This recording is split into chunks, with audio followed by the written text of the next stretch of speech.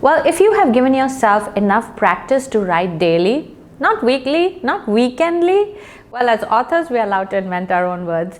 If you have really invested time in writing, you will find yourself one day in that place of adventure and urgency where you would want to take a chance on yourself and write a book. I forbid you, don't break that drive, that inner calling, by posing too many questions that you cannot answer. That's what you're writing the book for, right? To find answers to those complex questions that you aren't able to decode in life.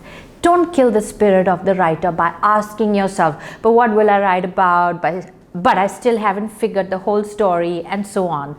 The story will find you. Just go on with it.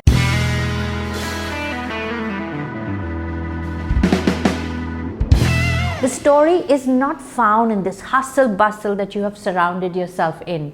You will only find stress here. You need to get away, bet on yourself, give yourself a chance, and take the risk of losing and returning without a darn word on your notepad.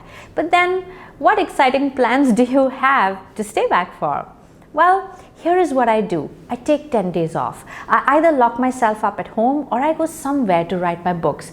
This is where all my Jet Airways miles and all my Citibank miles come in handy. Since Jet Airways has great worldwide connectivity, I patronize the airline. And also because I love the aircraft and the service.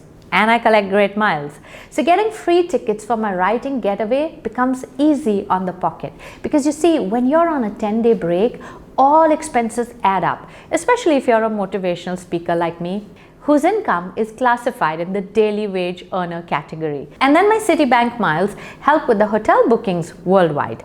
So once a year, I have enough miles and points to get me to a luxury getaway, allowing me the peace and the first-class solitude to entertain some great characters in my stories. And although I have written all my books in less than 5 days, I have always taken a 10-day break. Has it ever happened with you that the minute you are alone and away from all your routine, it hits you how tired you are? When the body sees it no longer has pressures and responsibilities and pressing deadlines, it can crack and collapse and break down.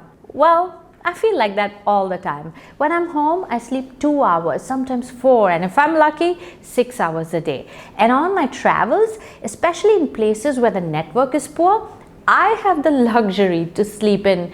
Oh, I have slept for 16 hours straight on many occasions. So don't panic when you fake the sick leave to get to your hideaway and all you do is sleep for 2 days. Your mind needs to calm down, it needs to clean out, the noise needs to silence out before your characters find home and have conversations that will impact the rest of your life. You're preparing for a new life, a new world where you will only be an observer. You need to create a clean and sanitized mind for that to happen. You wouldn't move into a new house that is messed up and at the brink of breakdown. Your characters and your story will not move into your mind if it remotely is reflective of a mess. So sleep away, rest. And when you do wake up, that will be the end of your sleep till the end of the story. When you know you are ready, go. Or I can surely understand if you're still fretting over what to write about and if a story still eludes you on day 3 of your expensive retreat. Well, what has always worked for me is to draw inspiration from my own life experiences, to bring forward interesting characters that I have met and to get into parallel worlds with them on another adventure. I remember when I was writing my first book, I had no idea what to write about. I had actually thought of putting a compilation of all my articles, packaging them in a good flow and publishing the book.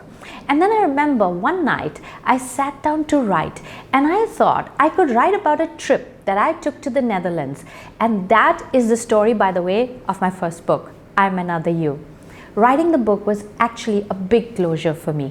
You see, I had gone up to this little village north of Amsterdam for a spiritual adventure with a tribe called the Shamans. What was the highlight of that trip? no one spoke English, and I obviously didn't speak Dutch.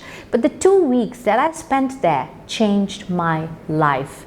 In participating in the rituals, I gave my own meanings to the experiences that I had. I had to find my own learning and my own truth because I couldn't understand a word of what was being said. It was literally that I had to create the concern and I had to find a suitable address for it, like a writer does. So I picked up those 2 weeks of my life and played out all the characters that I had met and completed that interaction in a language that I understood, to find meanings I had missed to understand and to draw connections from there to where I am today, seeing the logical impact that that experience had in who I am today. Or writing that book changed my life. I had not understood so clearly my own life, my own mindset and my own emotions then, as well as I understood them in hindsight. It's almost like I recreated a new past for myself, and by virtue of altering a part of my past, I was able to alter my present and my future. Just like it happens in the story, it happened in my own life. That is the power of writing, and that is the greatest gift for an author. And when you write out a story as good as I Am Another You, the writer's insecurity pops up. Will I ever be able to create another story again? Don't worry, your life is a great thrilling adventure, and I am sure you will find enough situations and characters to inspire you. And if you have had some really mean and tough and nasty ones, oh, you already have a bestseller at hand. I wrote my second book, License to Live, inspired from a real life person, Kurt Rink. Well, I have never met someone like him again. I don't think anyone like him ever existed in my experience ever again. Well, he was a world-class speaker, German guy, like a badass character. He looked like a cross between Anthony Hopkins and, well, maybe just a close cousin of Anthony Hopkins. Well, I wanted to learn from him. And can you believe it? He made me pay for it, to work for him in his seminars. And he would put me in charge of the lousiest jobs, clean up the conference room, arrange the chairs, give wake-up calls to people.